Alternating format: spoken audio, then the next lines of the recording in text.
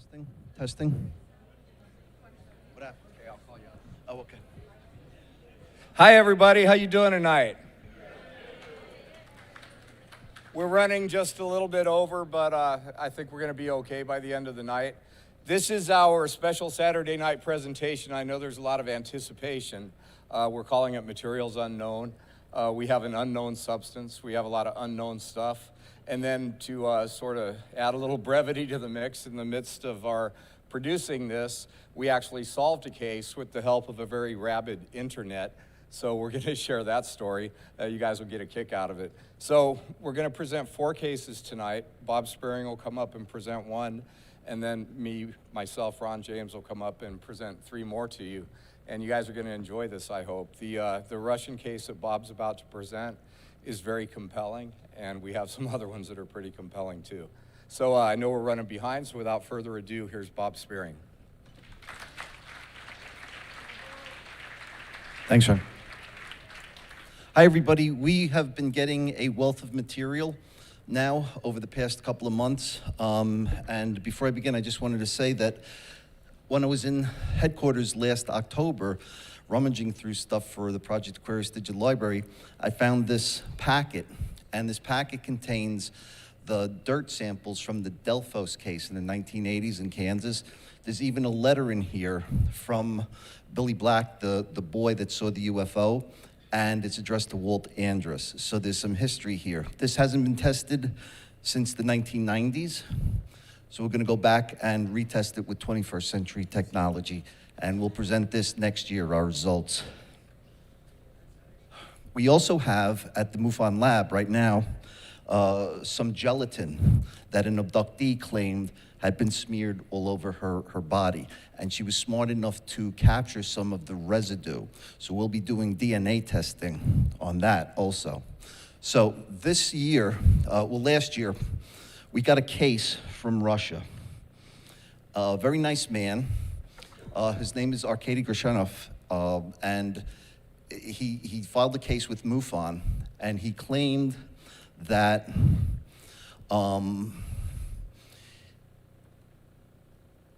he belongs to a CE5 group, and they do meditations. And things began to mysteriously appear around him in his house over a period of 2 weeks. They call it apporting rather than materializing. And he believed that he was in contact with an unknown entity called Timokhu. And we regarded the case at first as another contactee type case of Van Tassel or a Adamski. But he said, no, this material, I brought it to 2 Russian labs, all right? And the Russian labs, this is Arkady.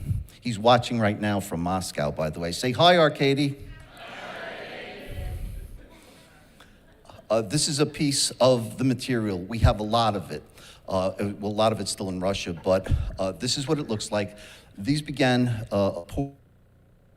in his house.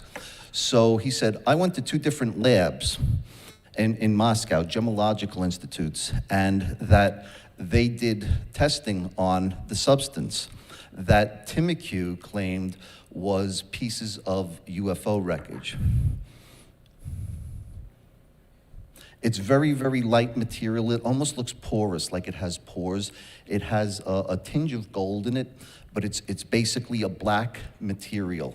It seems to be some sort of composite. It's so light that it won't even bend the flour. This is the first lab test. There were 5 pieces of metal detected in it. They used an X-ray fluorescence gun, and I'll show you what that is in a couple of minutes. And basically, they found 5 elements that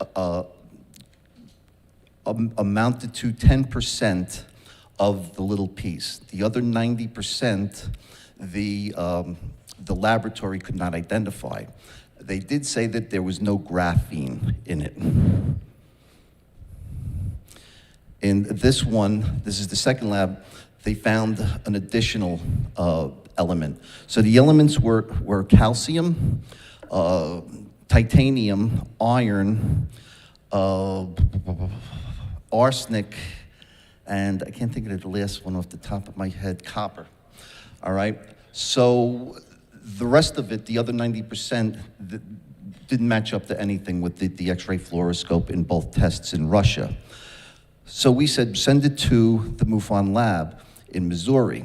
So Arcady was kind enough to send it all the way to Lynn Mann, our chief lab technician in Missouri. And it's very hard to do now because of the Ukraine war. So you have to send it via Turkey to the United States. So there was no guarantee we'd get the sample, but we did. I'm going backwards, that's why.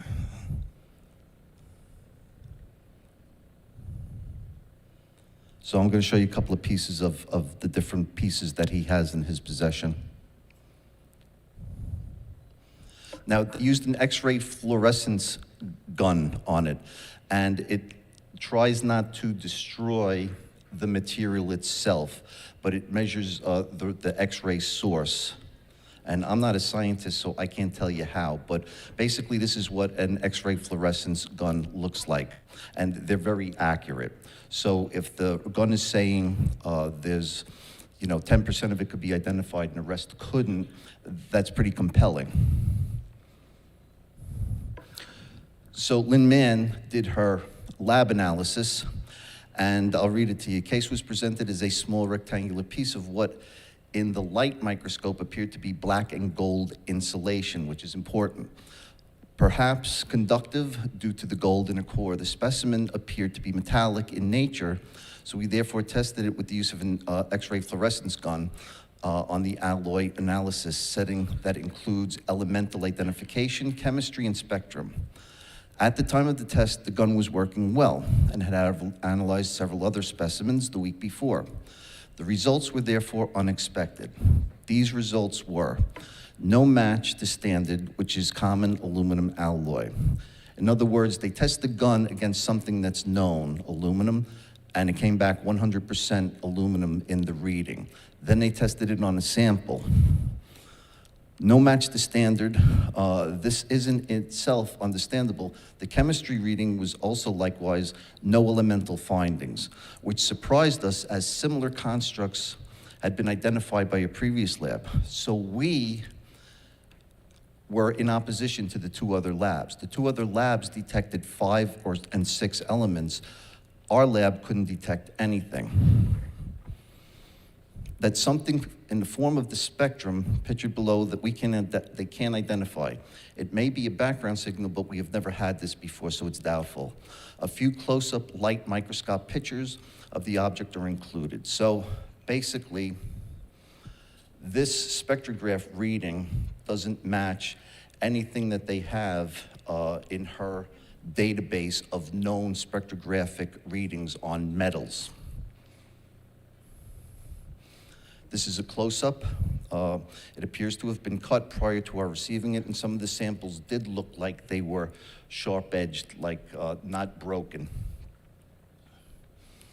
As she went deeper, outer surface appears metallic and black silver, although we didn't register anything with the X-ray fluorescence gun, and even extreme close-up of the cut surface. We're at the microscopic level now. The conclusion that Lynn Mann came up with is, by appearance only, it appears to be some sort of lightweight insulation suited to conductive insulating or something needing heat protection, which could correspond to it being a piece of debris from some sort of craft. I wanted some clarification from Lynn, so I asked her about the alloy, the aluminum testing to the gun before reading, and she explained that the protocol requires this. No match means just that. It came up with no match against the standard, but also had a chemistry reading so that if there is no match to standard, it will give out a set of elements. I found none. That either means it's A, not a metal, or B, a metal alloy that isn't recognized, or something in the periodic table. The signal was unique because I have looked up the standard peaks for most known metals, and nothing matched it exactly. So I asked her to send the sample to me. In the middle there is that it was delivered to my house. We were going to use it at the symposium, just like we're doing tonight, but we're going to have it analyzed first by an electron microscope. It never showed up in my mailbox. Well, it did. It was a little white box, and when I went to pick it up the next day, it wasn't there. And I went to my mail clerk and said, hey, I have that it was delivered. And she said, yes, Bob, it was delivered. I put the box in your mailbox myself. So the question becomes, who would be daring enough to remove something from a federal mailbox, federally governed mailbox? Let me jump ahead. Up and down. All right, so after it disappeared, we tried a little bit of skullduggery to get another sample from Russia. So I wrote a letter, snail mail, to somebody in MUFON and told them, you're going to be receiving a package. Arcady sends another package. We corresponded one way by signal, another way by telegram, going back and forth, and the package actually made it to the United States. And then it sat in customs for 17 days. So we thought it was just going to disappear. But it arrived safely at the location that we were sending it to. So it's in this envelope, and we have it here tonight. We're just going to open it up. I'm just going to show you people. After this, it's going to go to 2 laboratories more for further testing, especially with an electron microscope. So Chris DiPerno was kind enough to worry for weeks if the CIA was going to come knocking on his door. But he has it here, and he's going to open it up, and we're going to rip it open.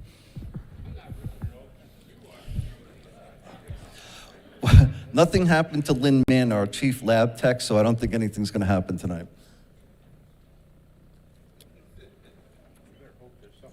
I better hope there's something in here. Here, go ahead and turn the key.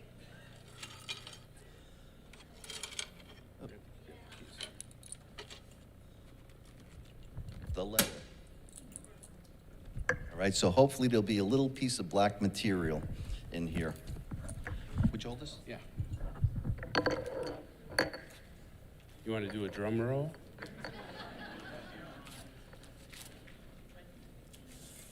The letter wasn't tampered with, by the way. Uh-oh, it's in a nice little holiday envelope. Let's hope there's a present in here. Okay.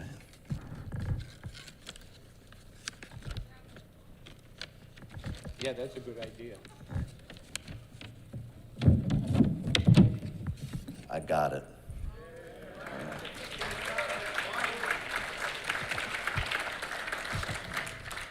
So that's it for me. Hold that up. We're going to be sending this on by personal carrier. A lot of people made fun of us for using the U.S. mail.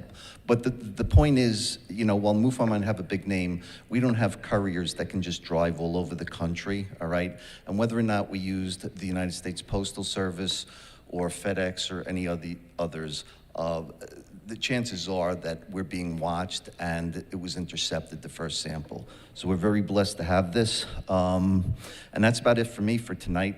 Ron's gonna come up now with 3 more presentations. And if you stick around for the portals, I'll be doing that after this, okay? So thank you very much. Ron. All right. So we will keep you guys posted about further analysis of these unless they figure out some way to steal them from us.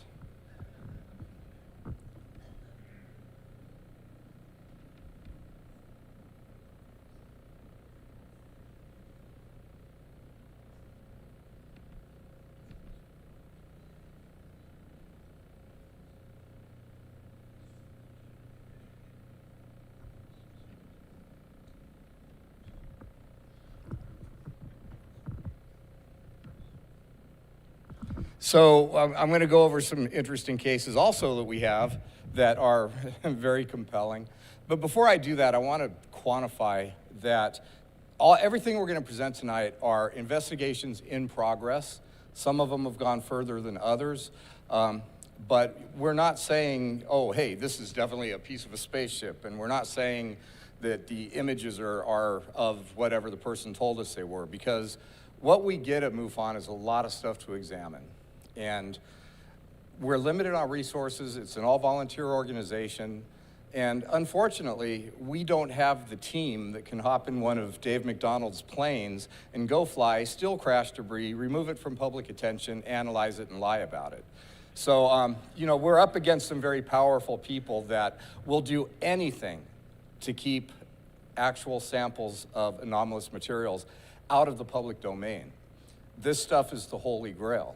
Whoever finds something that really defies explanation and indicates use of technology, it's game over.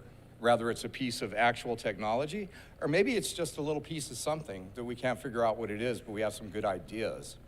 And so, you know, that's what we're dealing with. So this is a couple of other cases that have come across my desk. I was in New York. My film, Accidental Truth, was playing at the Philip K. Dick Film Festival. And I was approached by a woman, very kind of mysteriously, and she says, "I have to talk to you." I'm like, okay. She says, "I have metamaterials." Just like that, only not as gravelly and evil. So at any rate, she starts to tell me this story about how these things appeared in her world. And at first glance, my first glance was, well, these are silicone balls that you put in stuff when you're trying to take moisture out of the air. I had every logical explanation for what these things were that I could imagine. And then it turned out that this woman is actually a very famous artist. She's a college professor. She's somebody with a pretty good reputation, and she's had a lot of interaction with government. It kind of reminded me of what Avi was saying about these things that he had found, and these little weird balls. And now the stuff that Avi found under the ocean is not the same thing as we're talking about here, but it does bear interesting similarities, because if you believe in the panspermia possibility, then there's got to be a mechanism for transporting this kind of stuff through space in such a way that it's going to be able to go through an atmosphere, maybe be contained in a meteorite, hit the planet, and be able to release biological specimens. And so this is just a clip of Avi.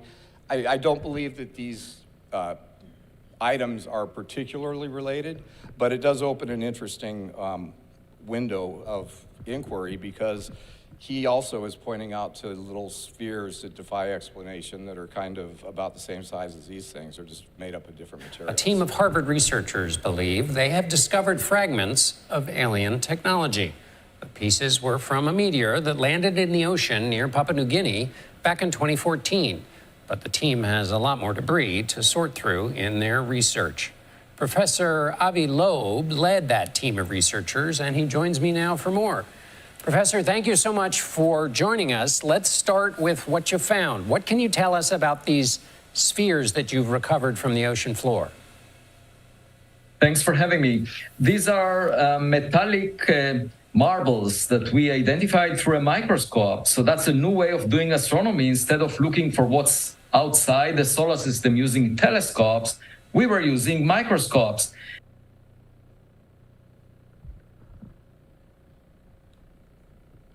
A team of Harvard researchers believe they have discovered more debris to sort through in their research. Professor Avi Loeb led that team of researchers, and he joins me now for more. That was actually the whole clip. We're just pointing out that he found these little microscopic balls. They'd been under the ocean for a very long time and were still intact in their shape. And even though I don't believe that these are the same things, it kind of begs the question, what are we looking at in a broader scope? Now, here's some close-up pictures of these things. They're pretty weird.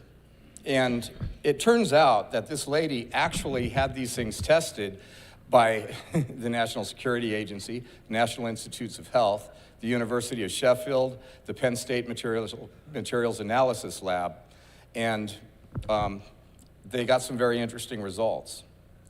These are some more photos. She actually hired a company that specializes in this type of photography. And you know, when you start to look at these things and you compare them to other things, there's nothing that really fits. I had a biologist come up to me and say, well, maybe those are insect eggs. And that was possible, certainly. But then when I asked her about it, she's like, well, you think all these labs analyzing this wouldn't have figured that out? And then the other thing is, insect eggs are very organic. They're not going to survive time. These samples go back, some of them as much as 15 years, and they're still intact. And MUFON is in possession of samples of these. Some of the early studies that were done on these showed that one of the key ingredients in the shells of these was cesium, which is a radioactive substance commonly associated with nuclear explosions, but not necessarily. But it's a weird thing to find in a little ball. And it had a whole bunch of other elements in it that were identified by the first lab that studied it, and I think this was Penn State. Another picture of one. Now, when the NSA looked at it, she was doing a project with them that was unrelated to these, and she mentioned it to her handler, and she developed a very special kind of software that the government actually used. So that was her in. But they took the sample and they started to analyze it. They found an unknown amino acid producing an unknown light source, but they wouldn't give her any more of the results of the test, and then they ghosted her. They basically didn't follow up with her about anything regarding these pellets. So these things just keep getting stranger and stranger. This is some pictures of a bunch of them. Now, the one in the lower right, the reason it's black is because they burned it. They tried to actually destroy it with fire, and it wouldn't destroy. It simply survived the heat of the flame, turned black, and stayed intact. Pretty weird thing for something that might be of organic origin, possibly an insect egg or something, a piece of silicone that would melt right away. And, you know, I'm going through this very quickly, but the documentation on this is pretty good.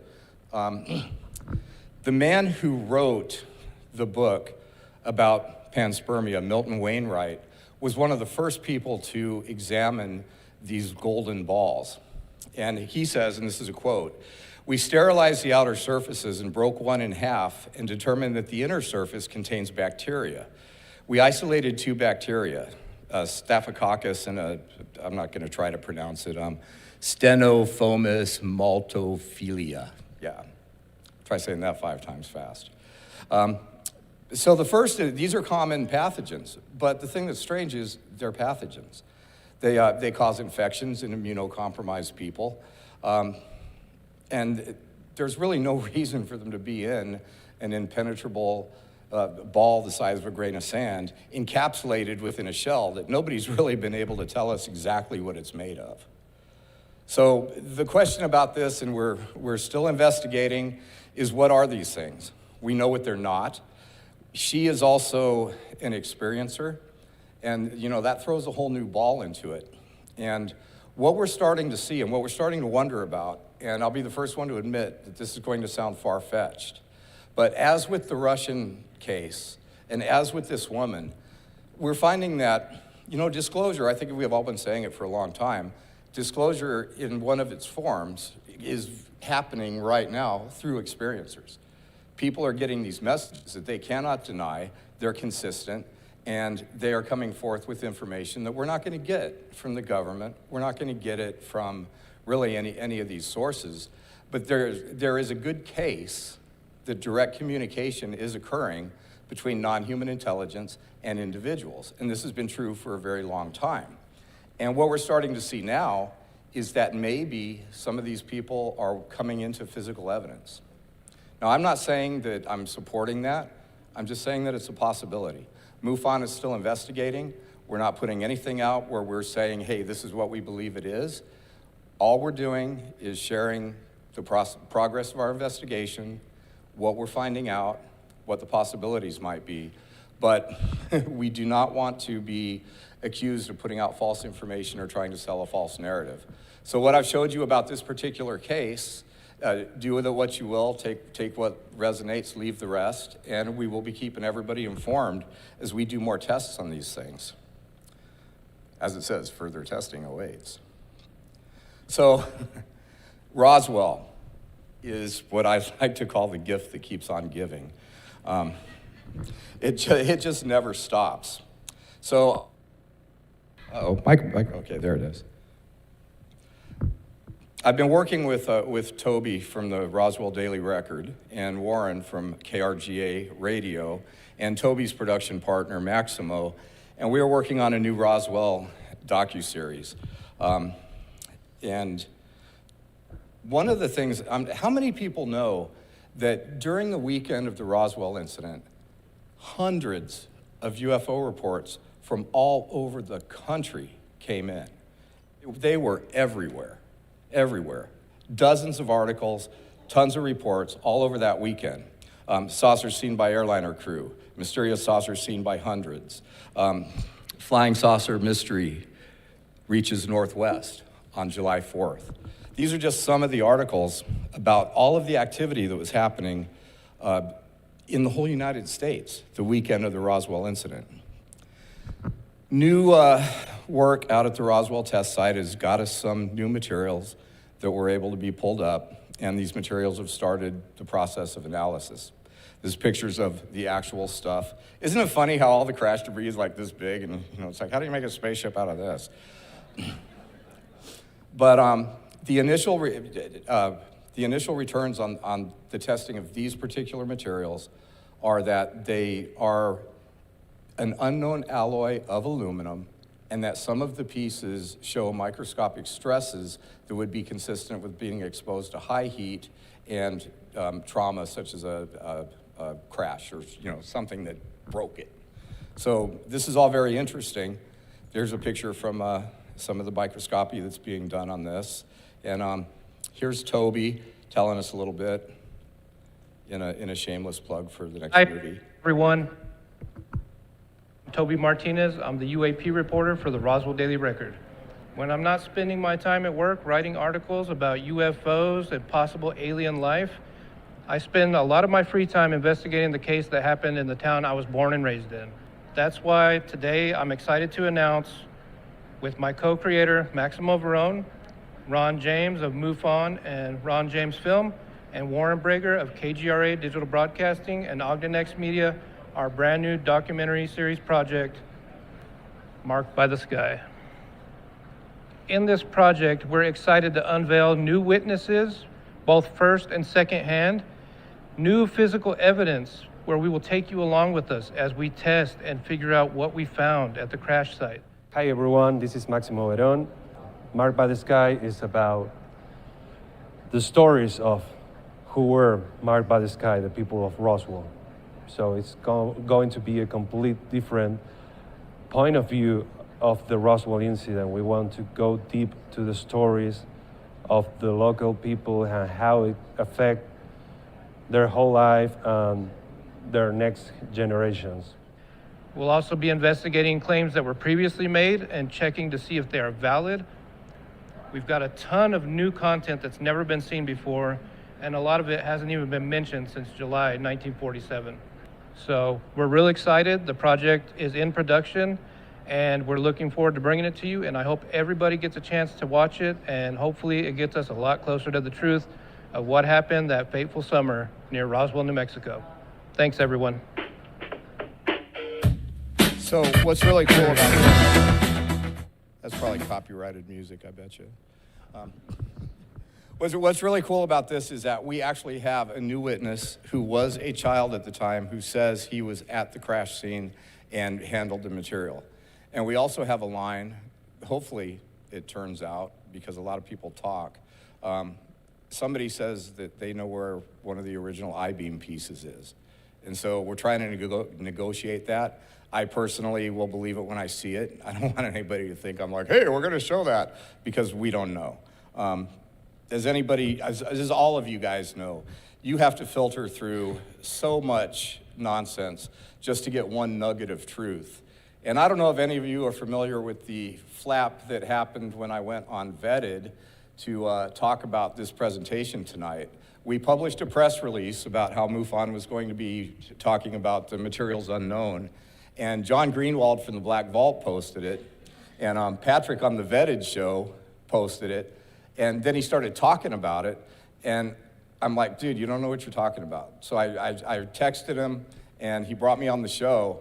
And what happened after that was an absolute, it was a thunderstorm of ridiculousness. And it showed us how great the UFO community is, and it showed us how scary it is sometimes. So I'm going to share a little bit of that with you. You're going to enjoy this one. When I was in McMinnville, Oregon, speaking at the McMinnville UFO Fest, I ran into a guy with a very, very compelling story. This is him disguised as a Smurf. He told me that in 1955, his father was part of a secret squadron of F-94 jets that flew out of Portland, Oregon, and that they shot down a UFO. They were part of a squadron of people whose job it was to escort flying saucers away from populated areas. He got my undivided attention. So I started to look into this story, and I was able to confirm that F-94 jets were actually confirmed to be at that location. And what's really strange about that is that the F-94 was a state-of-the-art jet at the time, and one of the very first jets that they made and put into service. And the idea that it would be at, forgive me, a little hodunk out of Portland Airport in Oregon, flying for whatever purpose, that kind of intrigued me. But then when I looked into it, not only did we find out that there was a small squadron of these jets, they were tasked with civil air defense, and their squadron was dismantled in the middle of July of 1955, which corresponded with his story of one of the jets being shot down and shooting down the UFO. So I was hot on the trail. I mean, you can imagine. I'm like, heck yeah, finally got that holy grail. All right, James Fox, watch out. So there was a lot of stuff to back it up. We uncovered some facts that really said that during that time, there were little squadrons of military jets all over the United States. And we found a lot of documentation of this that were ordered to keep flying saucers away from populated areas, and they were ordered to shoot them down if they engaged. So we're on a roll here too. And this was a report, it's either NICAP or Blue Book or one of those, just a report sheet verifying that there was an incident of flying saucer sightings in July of 1955 in Portland that we were able to dig up. So once again, I'm like, yeah, I can feel that. I can feel it coming. I got the ultimate case. This was supposed to be, he was delivered a tranche of photos from people that said they flew with his dad and they had this stuff. This is supposed to be, according to him, and let me caveat that, we don't know. We haven't debunked this picture yet, but unfortunately, it gets better as we progress. This is supposedly a gun camera shot of the saucer being hit, smoke coming out of it. So I did some research into the gun camera capabilities of the F-94 jet and found out that it was one of the early jets that had gun cameras, and they were actually able to shoot in color or black and white. So, I'm still continuing to get excited. So then this is another image of supposedly a saucer in a warehouse. Now, these images, the ones that he had, were not the original images, but they were prints from like Walgreens and stuff that dated back to the 90s. So, and he said that he had reproduced these images from the originals, but I mean, that's a long time ago. And on the back of one of these, might have a picture of it. Oh, and here's some more stuff. We were able to find supporting articles about UFO activity in the Oregon area. So things were really starting to add up. And it was. So when I went on Vetted, I showed one of the crash scene photos, alleged crash scene photos, and the internet immediately went to work. And I was basically hung out to dry, lambasted. People suggested that I should be skinned alive, arrested, put on trial for showing this image. We never said that we thought it was we just shared an image from an ongoing investigation. And here we are on Vetted. I was amazed how fast people were able to help us get to the bottom of this image. As you can see, it's a somewhat compelling picture, But immediately, with the help of the internet and with all of the UFO community, we were actually able to identify the people in this image. Yeah, there they are.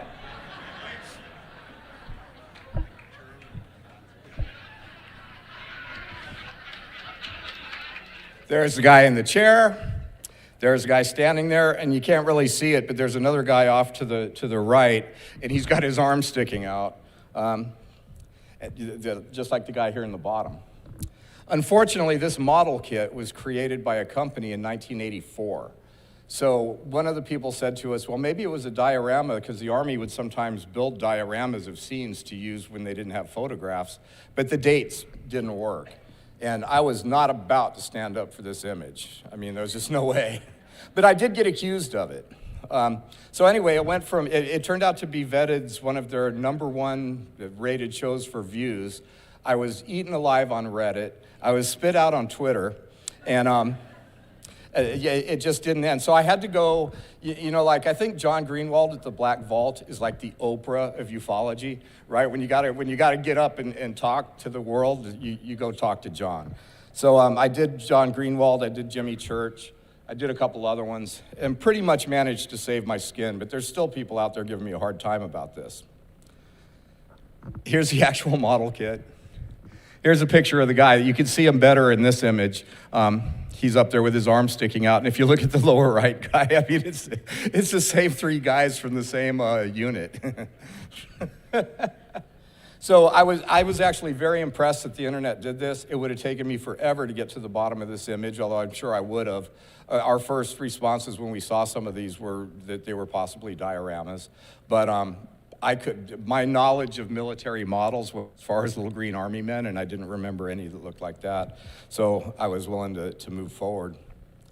So yes, crash scene debunked, Ron James lambasted.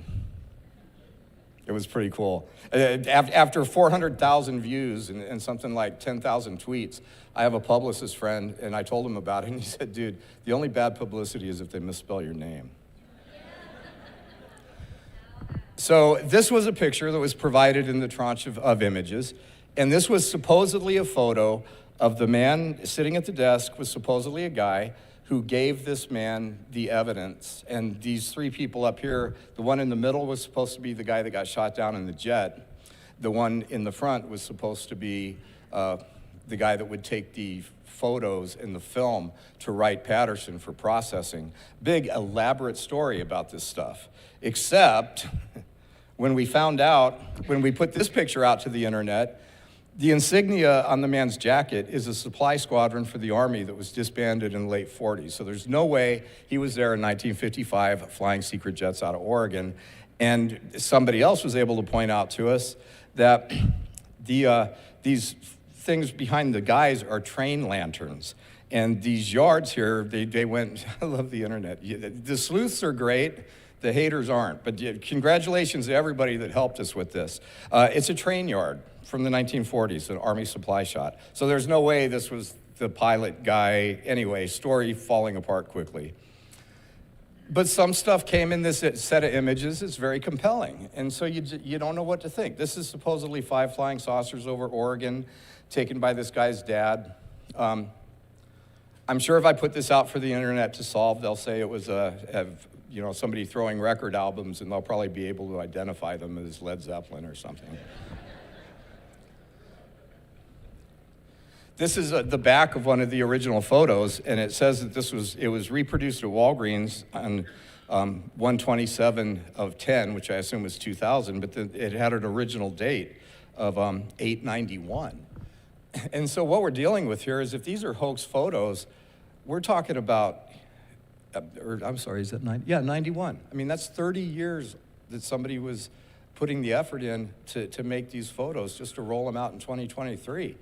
It's amazing. It's either evidence of a case that really is a mix of information and misinformation, like, MJ-12 papers or something, or it's an example of the lengths that somebody will go to create a hoax. Can you imagine 40 years ago you come up with an idea and you wait that long to roll it out? And if that's true, I don't even think it's the guy that contacted me. I have to say that. This is an actual letter that was supposedly written by the guy that flew with his dad. And in this letter, it's a copy. Such a great friend and a great flyer. Sometimes I think the reason UFO sightings are down in the Northwest is due to the bad time your father gave them in the air.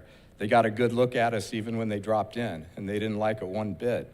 I mean, he's got a whole thing of these letters that are supposedly from this guy that flew in this squadron shooting down flying saucers with his dad.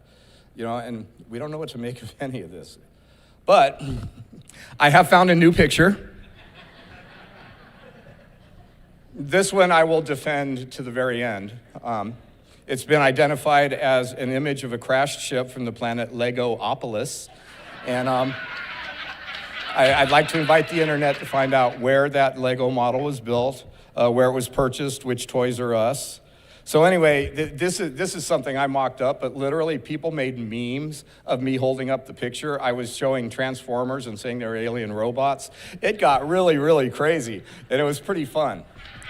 The reason I'm sharing this case with you guys, because it started out, when we first were rolling out this thing for tonight, this was still a pretty compelling case. And you can see why I thought it was a compelling case. And it started to unwind. And instead of trying to stand up for it and defend it, or instead of just burying it, I think part of what MUFON's responsibility is to the world is to be willing to acknowledge when something's not right, even when we'd love to see it be true, be known as that honest broker that will do that, and be willing to take the hits when we make a mistake. I held up an image on there, and yeah, I got hit. But it was worth it. And anyway, if anybody knows a defense contractor that might be responsible for that, so now I'm just going to wrap it up with that shameless plug. My next movie, Accidental Truth, will be out in fall. Here's a shot of me. I just re-interviewed Congressman Tim Burchett, and he's told me things about the Eglin Air Force Base visit that has not seen the light of day in public. Here's me with Matthew Modine. We just finished recording the new... Action. Hey, Ron James here. I'm in New York with Matthew Modine. We just finished recording the audio voiceover for the next generation of Accidental Truth. Matthew, once again, you knocked it out of the park. Thank you very much. It's so easy to do when you write so well. He's kidding, which is actually kind of sad. But, Yeah. Action. Hey, Ron James. When we did the first Accidental Truth, there are things in there like, it must be a piezoelectrical, we're describing the patents by the Navy and all kinds of other technologies. And he's like, who talks like this? And we had to parse through pronunciation. So he was kidding about my writing, not. Here's some other shots. I'm with Danny Sheehan and Linda Moulton Howe. Interesting side note about Linda. They just released results studying that triangle piece of metal from Arrow. And I got to tell you, there's something really fishy about this. And I'm not going to take long, but I want to tell you guys something about this material that you might not know. When Linda first got it, she submitted it to testing. And, there was a lot of questions about it. It was industrial slag. It's easy to explain. But nobody could really explain these microscopic layers because at the time, we didn't have 3D printing. But she did turn this material over to Hal Puthoff, and she turned it over to Hal. And Hal came back with a really strange letter to her. And it said, Linda, we didn't find anything in the material, I'm paraphrasing, we didn't find anything in the materials that is unusual, and we subjected it to some tests. But the one test we couldn't subject it to was exposing it to frequency waves of 2 point whatever terahertz. And when I read that letter, I'm like, okay, there's probably 1 million tests on the planet you could do on a piece of material. Why would you identify that? And why would you even do it? Well then, turns up there's a video of that very same piece of metal, and this is back in the 90s, being subjected to a test where it's being subjected to these frequencies that Hal Puthoff mentioned in the letter. And I don't know if you guys remember this, it's hard to find, it's gonna be in the movie. The guy doing the tests has the most distinctive voice of any spook I know, and his name is Travis Taylor. In 1996, he was testing Linda Moulton Howe's material, and there is video of this material wave moving and literally defying gravity when subjected to these waveforms. And the theory about this material back then was that it was some kind of a wave guide for the exterior of a craft that would help with the gravitational resistance. But one of the biggest puzzles about that material was always these thin layers. Well, when I interviewed Gary Nolan for Accidental Truth, he said, well, you know, if you're a civilization that has the ability to do atomic level 3D printing, we don't have that yet, of course, he said, then that would explain a lot of what we're finding. And so what we realized, 3D printing wasn't on our radar screen back then, maybe DARPA, but it wasn't on our radar screen then as a public. And so we didn't have that explanation for these thin layers, but we have it now. And does anybody remember what happened to that material? Okay, as soon as TTSA came out to save us all from being lied to or something, one of the first things they did was file a form with the SEC stating that they've bought that material from Linda Moulton Howe. Now, and then they gave it to the Army. And then we got the Arrow report about what the material isn't. But what's very interesting is, who was the key guy in TTSA? Hal Puthoff. Did we know that Hal Puthoff studied this material 20 years previously and kind of poo-pooed it? So why was Hal so interested in getting his hands on this and getting it out of the public domain when TTSA formed? And now why just in the last couple of days we've got this hokey analysis from Arrow, because, I mean, you all do believe Arrow, right? I mean, Sean Kirkpatrick is salt of the earth, fantastic guy who's working for not us. So anyway, the mystery of Linda Moulton Howe's material, just like Roswell, is a gift that keeps on giving. And we're going to be working to get to the bottom of why they're studying this and what we can find out about it now that we didn't know then. So this is, I re-interviewed Ralph Blumenthal for Accidental Truth Next. He is the guy that broke the David Grush story. Ross Coulthart broke it on TV. Ralph and Leslie Kane broke it in print. And I got the whole story. It took a year of going back and forth with this guy to vet him. New York Times turned it down. They'd had enough of UFOs, but it got out. Here's me with Richard Dolan. This was the day of the eclipse. So we were up in New York when the eclipse happened, and I interviewed him for the film. So Accidental Truth is Next is what it's called. This is the cover design. It's coming out in probably fall of 2024.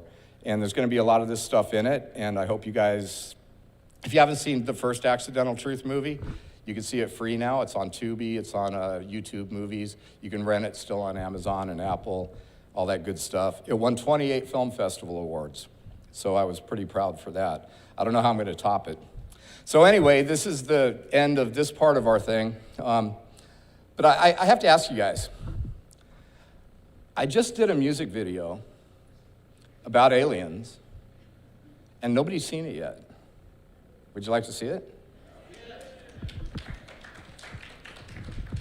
Okay. Now, there's cameo appearances by a lot of people that we know.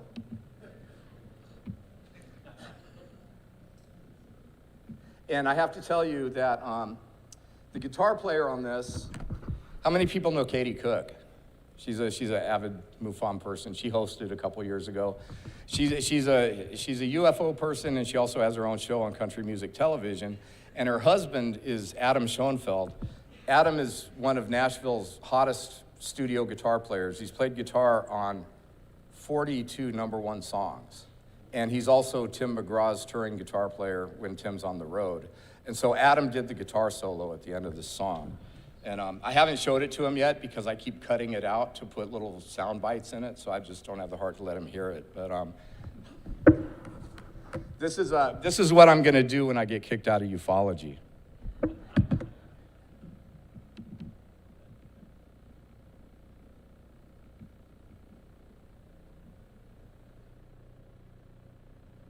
Ron James came back from the desert with a tale about a life-changing alien encounter.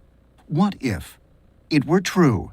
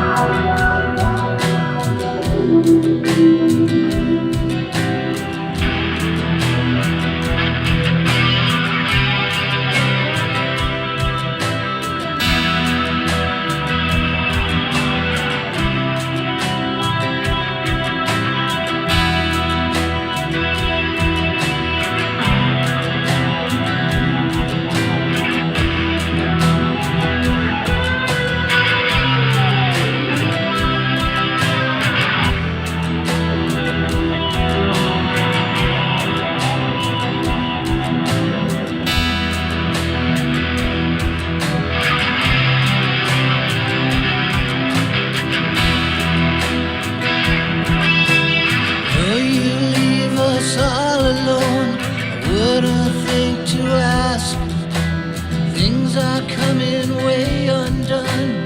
We really are far path. There are dreamers here among us who could see another way. Time is running shorter, might run out of days. Aliens, gotta help me find a way. Aliens, gotta help me save the day. Aliens,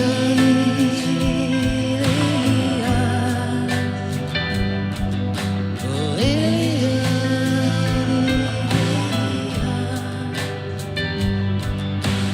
Perhaps you could just reach out, let us know you're here. Show us what awaits us beyond the atmosphere. Feels just like a crisis as it all goes up in smoke. Left to our devices, I'm running out of hope. Know that you've been coming here, really don't know why. Spark our wonder and our fear, you are our biggest lie. There's a prime directive, guess I understand. We haven't been selected, what's the master plan? Aliens, gotta help us lead the way.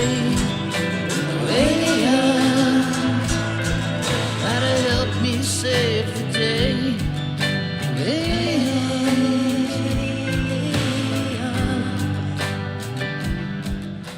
And that's exactly the point. This is an issue of government transparency. It's just a complete cover-up. There's no other reason for it, and it deals with power and greed.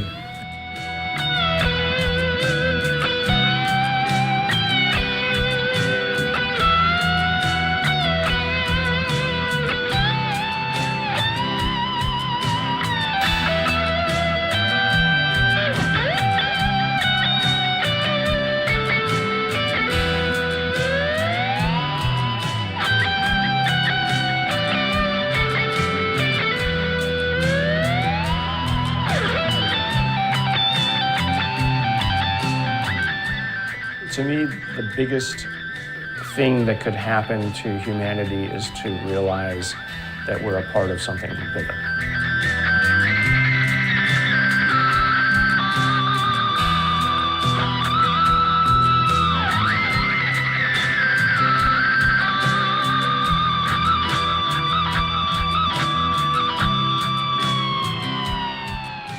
Soon as we accept that they exist, we are not the greatest anymore.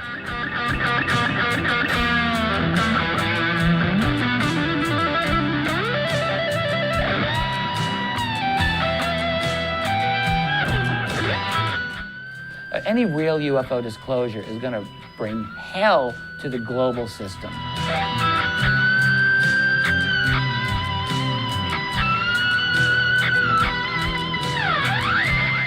They're not one of ours.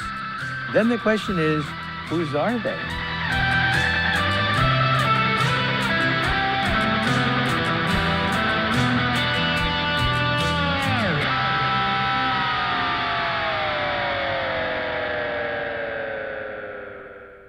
If a non-human intelligence is truly watching us, will they help us to overcome our self-destructive tendencies? The answer is probably no.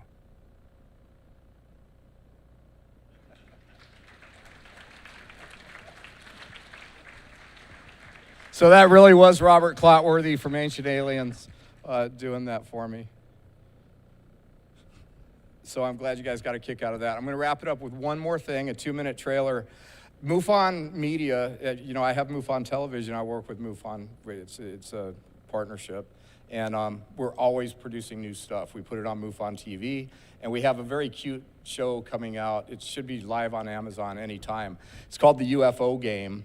And it stars our MUFON reporter, Sky, and Katie Cook, and Mark D'Antonio. So just a quick teaser about that. Over 55 years, MUFON has collected over 150,000 case reports. Now, we are sharing some of our most interesting UFO cases. See if you can guess which ones end up being truly unexplained. At the end of each report, we'll let you know our own conclusions, so you can see if you guessed right. I am here with Katie Cook. Hi, thank you for having me be part of this. This is going to be fun. When MUFON receives a report from a witness, it goes through a triage process where we try to identify if it was a flyby, a landing, whether it had an entity. It could be a plane, a military aircraft. It could be a commercial aircraft coming at us in a strange way. It could be a balloon with some weird lights on it. Okay, Sky, how is this going to work exactly? Well, this is the fun part. These videos are either identified flying objects, IFOs, or they're unknown, unidentified aerial phenomenon. And this is audience participation. What we're going to do is we're going to show you a set of videos. And on these videos, we'd like you to decide if they are UAPs or IFOs. Oh, yeah, look at him. Look at it. Linda, you need to get up and get over here. Wow. It's going to power up. Oh, he's about to power up. Yeah, I'm not really sure what to think of this one. MUFON has determined this to be a UAP. Yes.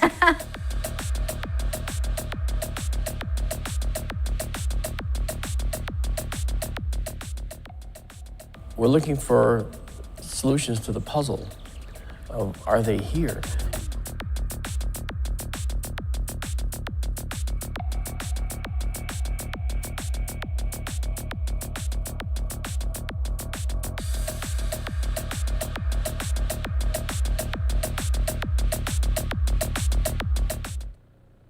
So this will soon be gracing the TV screens of America. So if you get a chance to watch it, it's really fun. It's not the epic world-revealing documentary, but it's really a lot of fun. So anyway, Bob Spearing has some stuff to talk to you guys about portals. And so we're gonna go for a while, if you want to. And I hope you enjoyed the presentation, and thanks for the appreciation on my music video. All right, guys, I'm getting off the stage and handing it back to Bob. Thanks a lot.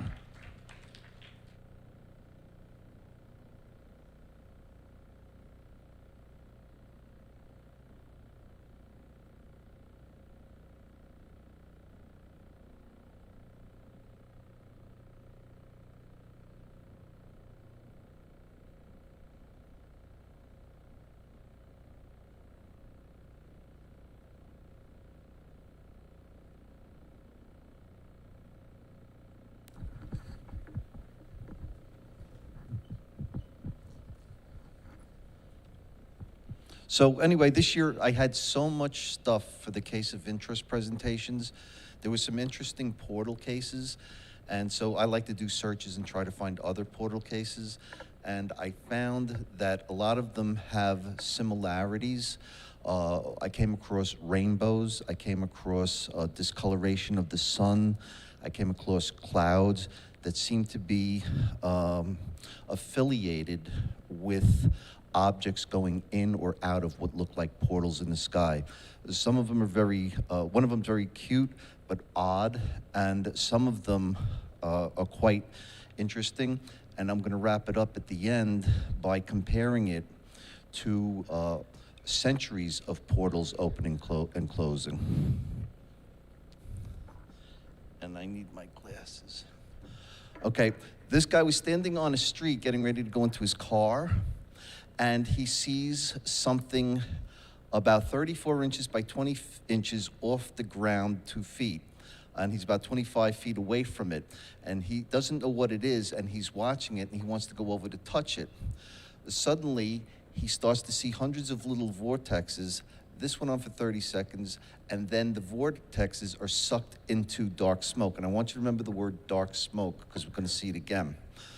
This happened in a second, and then all of a sudden, he sees coming out of this portal right in front of him on the street what looks like a leg of an animal. And it comes out of the portal, and it runs like a dog down the street, and he never saw anything like it before, and then the portal disappears. So we have some sort of animal come out of a portal at street level.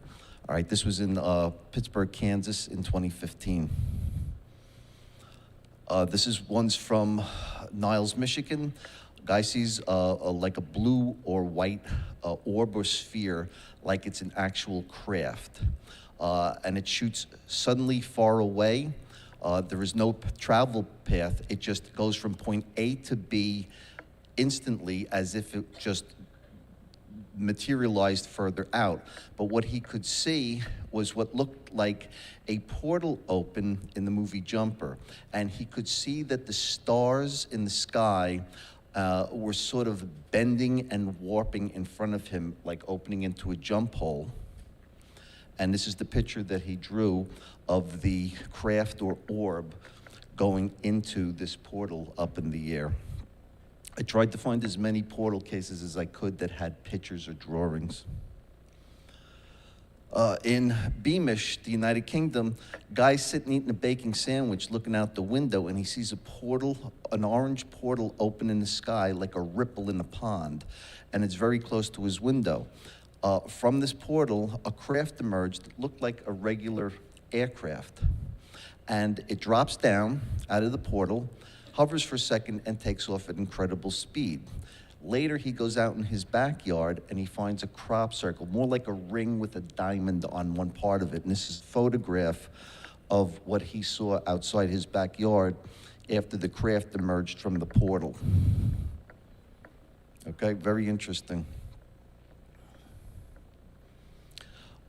Frankfurt, Maine, 3:15 a.m., a box dropped out of the sky. He's going, traveling along railroad tracks, and suddenly about 20 feet above railroad tracks, he sees this 3D box, some sort of metal, also black with hieroglyphics on it, similar to Rendlesham in a way.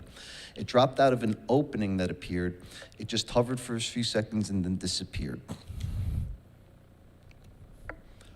Who's in Netherlands? And this is the best UFO drawing I have ever seen that I'm gonna show you next. He's looking out his window. He didn't have perfect English, but he sees what looks like a disc flying south. He doesn't know what's going on at first. He runs downstairs to see it, and the disc continues to accelerate, and a meter from the disc, like in apparent size, not really a meter from the disc, but it looked like a meter like that, a disc appears and some kind of aura with lights of purple, white, and blue, like a flat disc, and the disc shape enters the disc of light and disappears. The disc stays there for a few seconds and fades away. His mother also saw it too, and he believed his neighbor saw it also. Look at this drawing.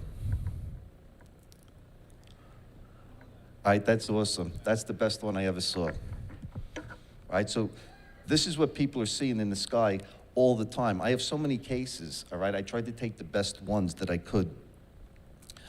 Gosford, Australia, saw 6 UFOs flying in formation, and then he sees what looks like a camera shutter open up in the sky. The 6 objects go into it, and then the camera lens shutters closed, and this is what he drew. Right, so we have 9,000 drawings in the MUFON CMS, and some of them are great, some of them are masterpieces, but these people are trying to convey to everybody something that they're seeing in the sky. Murphy, North Carolina,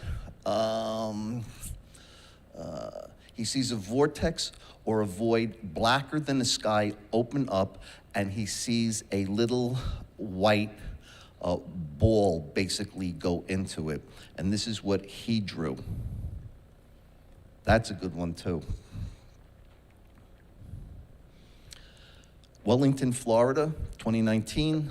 A portal opened and closed. Ship appeared. It had 3 donut rings in front and 3 gold bands on the back, and the center of the ship seemed to be transparent. After speaking with the field investigator, the witness became frightened and broke off contact. This is what he drew. All right, so again, we see sort of like always a round portal. Most of the time they're round, and sometimes they seem to have layers in them. Sometimes they have bubbles in them, and sometimes they have smoke. Vero Beach, Florida, He sees a white light that he thinks is a plane with its lights on, like heading towards him. Then it accelerated down almost as if it hit turbulence and lost control. It turned yellow and red right in front of my view. I called it a stovepipe UFO, and that's because of the shape. The front was bulky, and it had this appendage on the top of it that was long as the craft. He sees a silhouette of dark purple show up in front of the UFO, and it reminded him of a pizza slice. So the ones we've been seeing, the portals we've been seeing were round. This one was sort of like a triangle, but curved at the bottom. And this is what the craft looked like that he saw go into the pizza portal. Okay, Dave Twitchell is a podcaster, and he wrote a book called The UFO Jesus Connection, and he had an incident happen to him in 1962 when he was a child. He was outside, he was looking out the window, and he sees that the sky has turned green. And this is the first instance where we're gonna see a discoloration of the sky. He goes, "Mom, the sky's green." They don't believe him. Father comes out. They see it, and all of a sudden it turns into like a billowing cloud, almost a violent thunderstorm type cloud, and it's sort of greenish. And out of the cloud that's coming lower and lower, passing over their house, they start seeing floodlights emanating from the cloud. They don't see the craft, they only see like what has to be artificial, very powerful, colorful lights shining through and down out of the cloud. It was as if a jet of air was forcing it down. They thought it was a religious experience. He wanted to go look at it because he wanted to run to Jesus, he said, when the mother said it must be the second coming. So the craft was never seen, but it was a very, very powerful experience for him when he was a child. York, United Kingdom, 2023. Object was being pursued by a jet. The flashing traveling light going at some speed vanished. Seconds later, what I can only describe as a searing bright white shimmering portal opened in the sky above the flight path for 3.5 seconds, then closed again. And the UAP had vanished, and the jet pulled away and ended the pursuit. Pearl Harbor, Hawaii, 2022. I was driving my wife's Subaru, and he noticed what appeared to be an aircraft descending higher than normal commercial airliners. He watched the object descend to approximately 70% and execute a maneuver, a strange maneuver. On a clear blue sky, the object appeared to open a black oval, and we already saw one black oval, and almost immediately in front of it and disappear into it. After the object entered the hole, they're both gone. Costa Mesa, California, 2022. Where was it? At the edge of my eaves, an object appeared traveling north to south that flashed bright silver. He thought it was a jet. Then my instant thought was, well, this is interesting if it disappears behind that cloud. So it goes behind the cloud and never comes out again. So the cloud begins to sparkle, and we'll see sparkles again. So, and this is the first time we're seeing clouds where something disappears into a cloud. And then the cloud that had been there for a while, maintaining its shape, disappeared suddenly after 5 seconds after the craft didn't come out of it. Kingston, Ontario, 2016. It was about an hour from the setting sun. He sees a diamond shape at the level as the sun was a strange color. This is the first time we see strange color, discoloration of the sun. It looks like an object that is a white hot sun and glowing white. And then he sees 2 black triangles come out of it. And this is really important where I'm going here, because we're going to see this again in this century, and we're going to see it again 500 years ago. This one. This is the second one with triangles. This is from 2015, Almer, Canada. He sees what looks like, where is it? can say, he sees a portal and he sees two long, black, narrow, what looked like UFOs. They were parallel to each other, belly to belly, pointed almost straight down the river. But he catched his breath. These two black UFOs were huge, the way some describe the size of being like 2 football fields. Many people describe black triangles as in 3 sizes, small, medium, and large, with large ones being as large as a football field or larger. Okay? These two UFO were gigantic. They didn't fly from anywhere else. But there was a huge cloud with a rainbow, and the rainbow blobs were vertical, and the craft flew out of them. And we're going to see rainbows again. Richmond, Australia, 2023. They was overcast. This guy wants to do a meditation on his balcony, and he lays down and he's looking up at the top of the sky, 90 degrees. All of a sudden, he sees a distinct aperture materialize at the 90 degrees, and through this aperture, an object of equilateral triangular geometry. And it seemed almost flat to him. So we have 3 triangles coming out of portals so far. 2021, Isle of Man.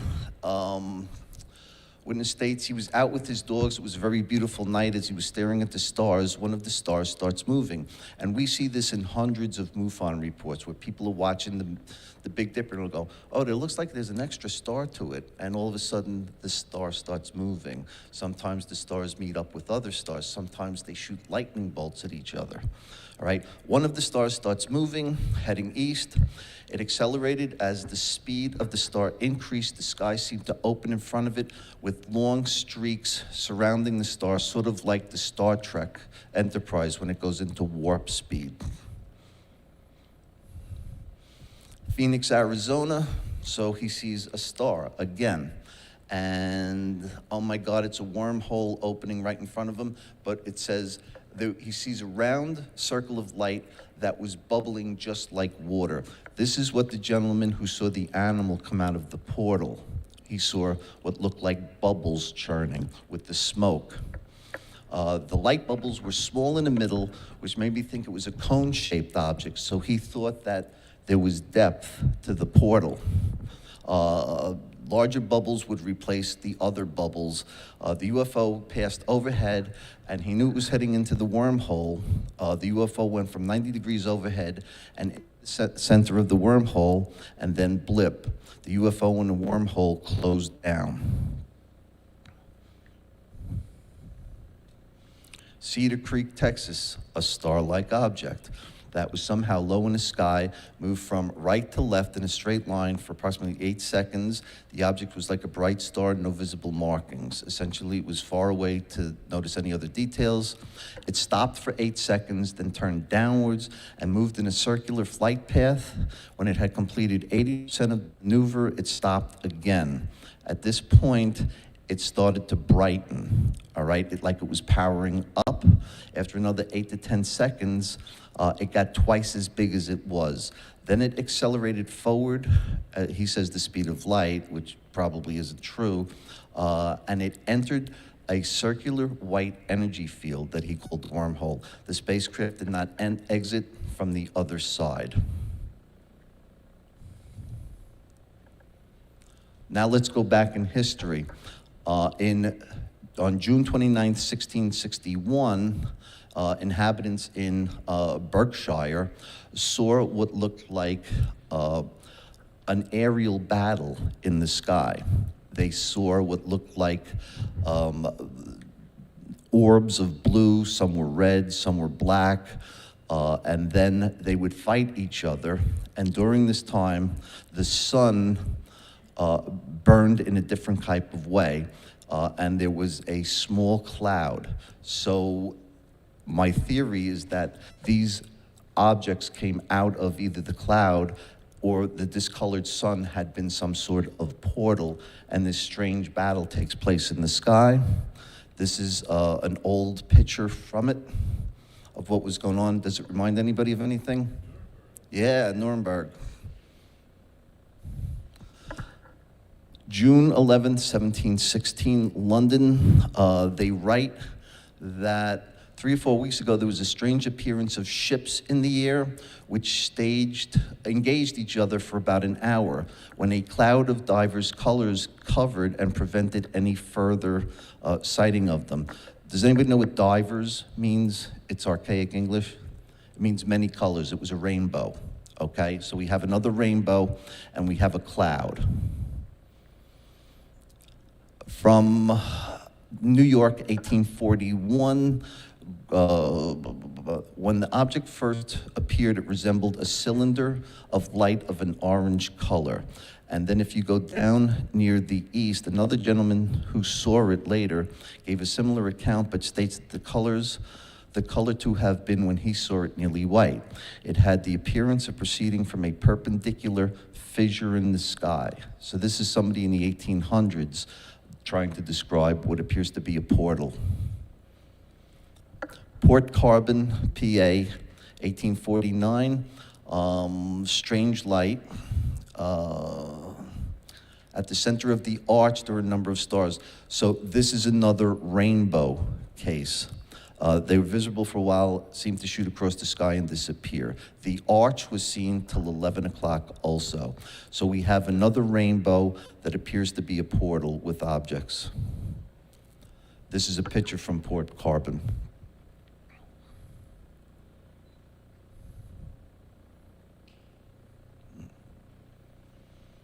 Melbourne, Australia, 1883.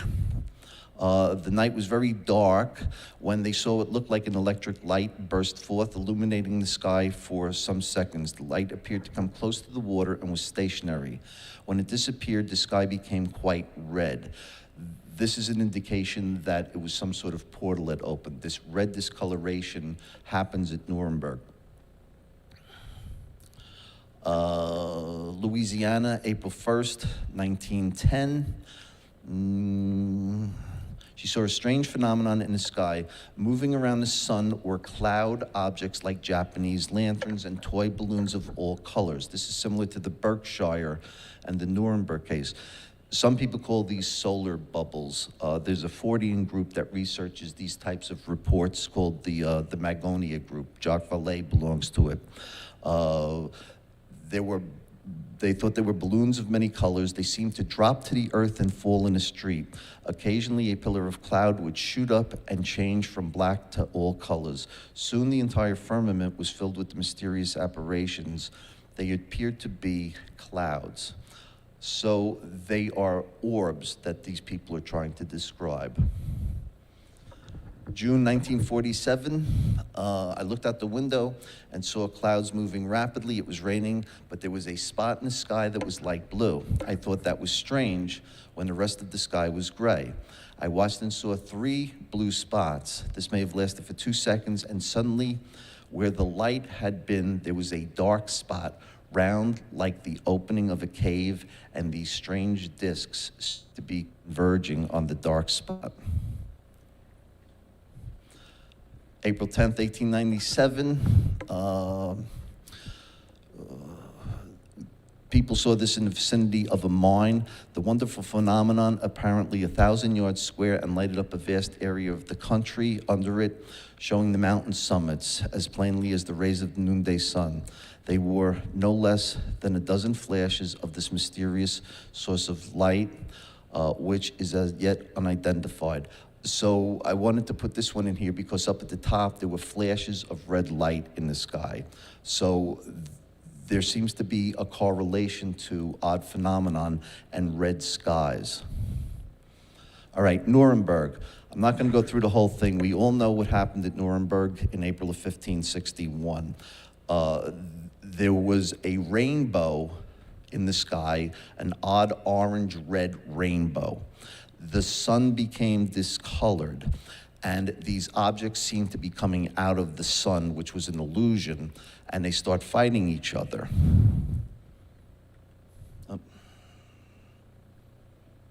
And at the end of the Nuremberg case, which nobody really pays attention to, but we've seen it 3 times already, in our century. At the bottom it says, after all of this battle was done, something like a black spear, very long and thick, was sighted. The shaft pointed to the east and the point to the west. So I contacted the Zurich City Library, where the original Hans Glaser woodcuts are, 2 of them, all right? Most people don't know this, all right? But look at the spear, all right? This looks like an aerodynamic object designed to fly specifically in Earth's atmosphere, not in space, all right? Look at the tubes. There's 2 different types of tubes. One of them where you can see the balls inside them being released, and if you look up towards the top, you'll see some cylinders that have no windows, and they have flaps that are opening, okay? So who is battling who? Because they seem to be similar types of technology battling each other. There's some crosses in there also. So the way we might look at an F-22 Raptor against, say, a MiG, could these tubes be from similar close locations fighting each other, okay? But the spear is the interesting one. Look at the lower right-hand corner of Nuremberg, and you'll see, if I could make it bigger, that one of the tubes has crashed and is on fire, and there appears to be a rescue mission underway by these orbs. Detractors will tell you all this was a mock sun event where the sun had some ice crystals around it, and at a 23-degree angle out from it, you'll see 3 fake suns. But that's a static weather phenomenon. Static weather phenomenons don't have black spears, and static weather events don't crash to the ground. Oh, let me go back. Look at this spear. There's more than one version. Look at this spear. This is also from the Zurich City Library, but it's different. There's cuts in this object, okay? I brought this to 2 retired fighter jet pilots, and they both said, this looks like an aircraft with its landing flaps down coming in for a landing. This is the close-up of the tube that exploded. Now, there's actually 2 more versions of the Nuremberg woodcut. They're in private hands. I was able to get my hands on a purloined copy, discolored copy of it. But first, in the green circles are what I believe to be landing flaps. What is that little appendage there? Because when we go to this one and this one, there's no little appendage. So what is that little appendage? This is what I put for your consideration. It's just my theory, but this looks like a B-1 bomber. And those little appendages are GPS antenna. So my question to you is, oh, one more. So what I'm trying to suggest here is that we have things coming out of portals. Where are they coming from? Are they coming from another space, another time, another planet? Are they ours, and they're manipulating the timeline? All right? I thoroughly believe that somebody's manipulating the timeline.